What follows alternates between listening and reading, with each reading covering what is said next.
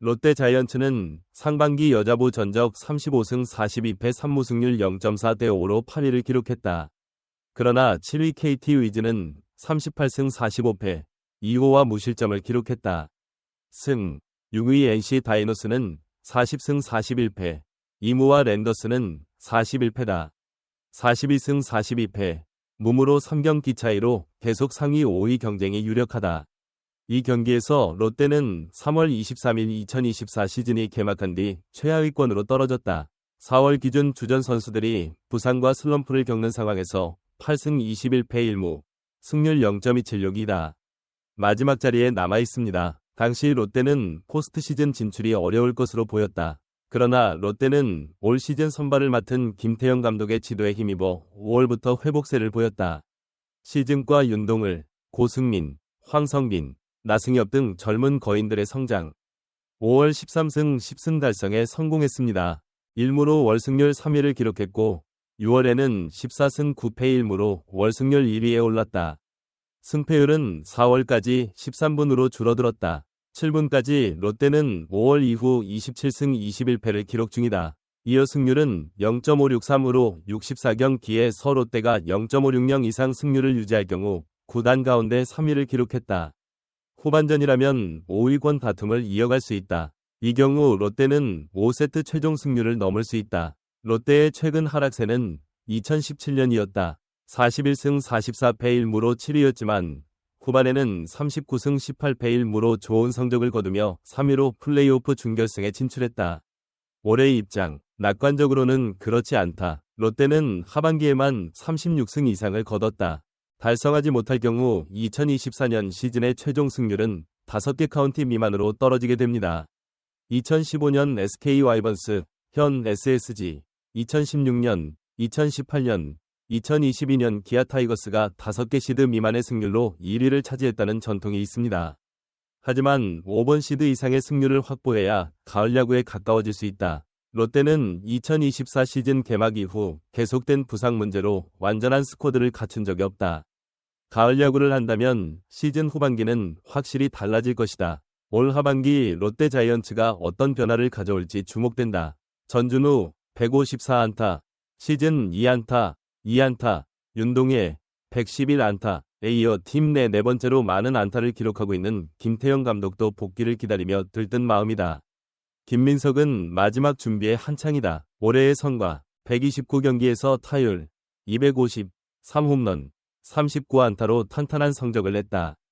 하지만 올 시즌 개막을 앞두고 옆구리 부상을 당해 팀에서 제외됐을 뿐만 아니라 지난달 10경기 연속 결장했지만 최근까지 팀과 함께 뛰지 못하고 오로지 회복에만 집중하고 있다. 그의 몸 상태는 점차 좋아지고 있다. 더욱 발전한 김민석은 최근 훈련을 시작해 선수 생활을 시작했다. 이씨는 오늘 다시 활동에 복귀한다. 김태형 롯데 감독은 이날 부산 사직구장에서 열리는 삼성 라이온즈와의 홈경기를 앞두고 김민석의 경기 상황을 보고받고 목요일까지 상태를 지켜본 뒤 복귀했다.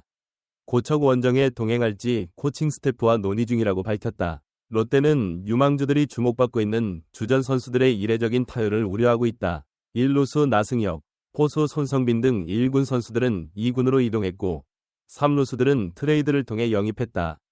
그는 팀에서 제외되었습니다. 1군에서도 유격수 노진혁의 체력 저하로 팀 전체가 고전하고 있고 포수 박정은은 졸업한 왼손 외야수다. 덕수고를 거쳐 2017년 7라운드 전체 64순위로 기아 타이거즈에 입단했다. 미래 평균 타율 0.392로 리그 타율 1위에 올라 1군에 콜업됐다. 퓨처스 리그로 강등돼 순위에서 사라진 그는 발전 가능성을 인정받아 1군으로 승격했다. 그의 수비력과 체력은 이미 리그 최고 수준이다. 기아 내부에는 많은 기대가 있다. 박정우가 1군에서 김호령의 업그레이드 버전이 될 수 있다는 점은 18일까지 3경기에서 팀 타율이 0이 됐다. 이 득점을 기록했지만 타율은 확실히 좋아지고 있는 것으로 판단됐다. 하지만 박정우는 투수로도 활약할 수 있다. 사실 박정우의 가장 큰 장점은 놀라운 투구 능력이다.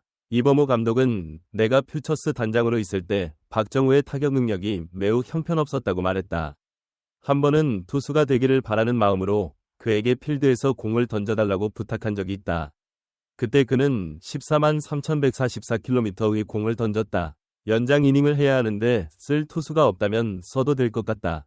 그는 우리 네트에서 공을 가장 빨리 던질 수 있는 선수로 준비해야 한다고 말했습니다. 기아 구단은 정규 이닝에서 경기가 끝나면 박정호의 투구 준비가 취소되지만 그곳에서도 언젠가 비슷한 상황이 다시 일어날 수 있다고 말했다. 게다가 미드필더도 가능하다. 이범호 감독. 박정호의 타율이 많이 좋아졌다며 칭찬했다. 지난해 타율도 좋았다. 이제 공을 치는 방법에 대해 조금 알 것 같습니다. 공 자체가 다릅니다. 약점을 테스트하고 지속적으로 공을 던지는 능력. 투수들이 있기 때문에 계속해서 경기에 나오지 않으면 그런 느낌을 찾기가 쉽지 않을 것 같다. 기회를 얻으면 타격에서 뭔가를 보여줄 것입니다. 최근 오리그에서 주목받고 있는 트레이드 루머가 있다. 그것이 바로 롯데자이언츠의 김민석과 박정호의 이야기이다. 기아 타이거즈 두 선수 모두 눈부신 활약을 펼치고 있어 이번 트레이드 루머에 더욱 관심이 쏠린다. 김병현은 롯데자이언츠의 유망주이자 팀의 미래를 책임질 선수가 될 것으로 기대된다. 뛰어난 타격력과 수비력으로 많은 팬들의 사랑을 받고 있다. 현재 좋은 모습을 보이고 있지만 더 많은 기회를 찾기 위해 기아 타이거즈로 이적한다는 소문이 돌고 있다. 뛰어난 주행 능력과 탄탄한 안정성을 갖춘 기아 타이거즈. 그는 수비로 팀에 많은 공헌을 했다.